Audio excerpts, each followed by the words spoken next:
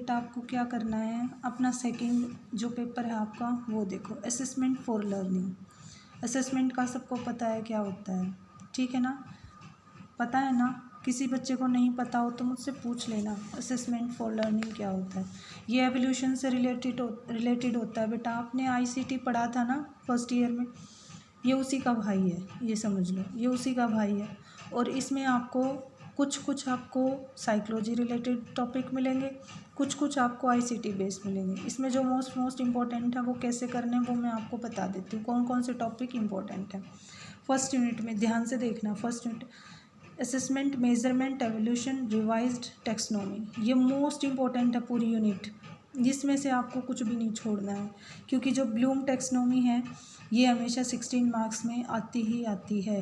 ये टीचिंग में भी आपने पढ़ी होगी ब्लूम टेक्सोनॉमी, तो ये इजी रहेगी आपके लिए, ये आप आराम से पढ़ लोगे, क्योंकि ये फर्स्ट ईयर में आप टीचिंग में पढ़ चुके हो, इसको आईसीटी में पढ़ चुके हो।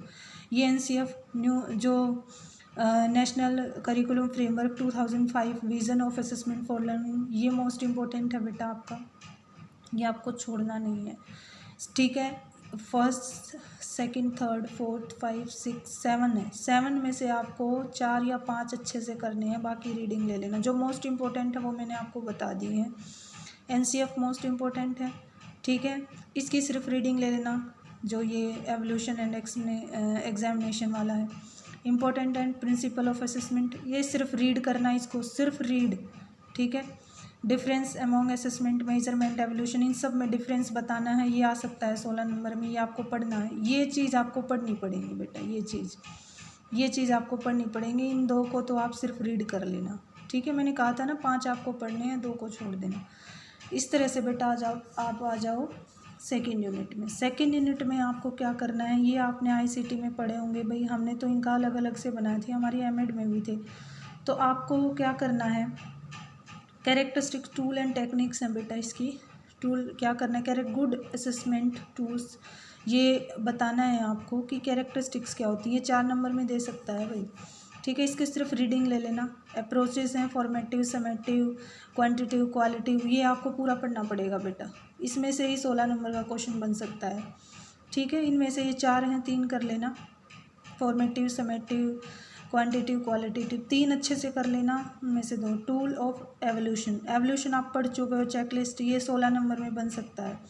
प्लानिंग, सेल्फ असेसमेंट, ये 4 नंबर में बन सकता है। फीडबैक कैसा होता है, इसकी सिर्फ रीडिंग ले लेना, ठीक है, इसकी सिर्फ रीडिंग ले लेना। ये और ये, ठीक है, ये वाला फॉर्मेटिव, ये 3 टॉपिक अच्छे से पढ़ लेना इस यूनिट में। इस यूनिट में से एक क्वेश्चन ज़रूर बनेगा बेटा, 100% बनेगा। और मुझे जहाँ तक लगता है या तो इसमें से वो 16 नंबर का बनाएगा, या इसमें से 16 नंबर का एक चीज़ पूछेगा वो, या फिर इसमें से पूछेगा। रेटिंग स्केल भी पूछ सकता है, चेकलिस्ट भी पूछ सकता है, करिकुलम रिकॉर्ड्स भी पूछ सकता है, वो टूल्स ऑफ एवोल्यूशन टोटल मिला के भी पूछ सकता है, इनको डिफाइन करवा सकता है थोड़ा थोड़ा सभी को। तो आप इनका डायग्राम बना देना, ऑब्जर्वेशन इन, ये ऐसे बादल बना के डायग्राम बना देना सबको। और अगर आपको सारे याद नहीं है तो एक्सप्लेन, अगर आप 3 या 2 भी कर दोगे तो भी आपके मार्क्स नहीं कटेंगे, लेकिन आपको डायग्राम में सारे लिखने पड़ेंगे। डायग्राम के मार्क्स मिलते हैं बेटा, 1 नंबर डायग्राम का मिलता है। तो डायग्राम बीएड में ज़रूर बनाना, इम्पोर्टेंट होते हैं। तो objective type test, subjective type test, ये आप पढ़ लेना, ये प्लानिंग प्रिपरेशन होती है जो मेंटेन क्लोजली। तो आगे देखो थर्ड यूनिट में क्या है, new trend and issues in assessment. अभी के जो रिसेंट चल रहे हैं वो सिस्टम कैसा होता है, क्रेडिट सिस्टम है, ग्रेडिंग सिस्टम है, मतलब क्या है इसमें सारा आपको बताना है। ये आप स्कूल में भी आप देख चुके हो, जो बच्चे को पढ़ाते हैं वही चीज़ें हैं बेटा, इसमें ज़्यादा कुछ नहीं है। इसमें से आप ना first, second, third, fourth, fifth, 6 हैं, 3 अच्छे से कर लेना। 3 अच्छे से कर लोगे तो आपकी, एक तो जो मैंने ये आईसीटी वाला कर लेना अच्छे से, एक ऑनलाइन एग्जामिनेशन सिस्टम वाला कर लेना अच्छे से, ठीक है। एक इश्यूज एंड असेसमेंट कर लेना, इनमें से एक पूछ सकता है। ये 3 टॉपिक मोस्ट इम्पोर्टेंट है। बाकी रीडिंग थोड़ी थोड़ी हल्की हल्की ले लेना, बस थोड़ा बहुत मोटा मोटी नज़र मार लेना, ज़्यादा डीपली मत जाना। फिर आ जाओ फोर्थ यूनिट में, जो इसकी लास्ट यूनिट है। फोर्थ यूनिट में क्या है बेटा, इसका statistical methods of interpretation of scores है।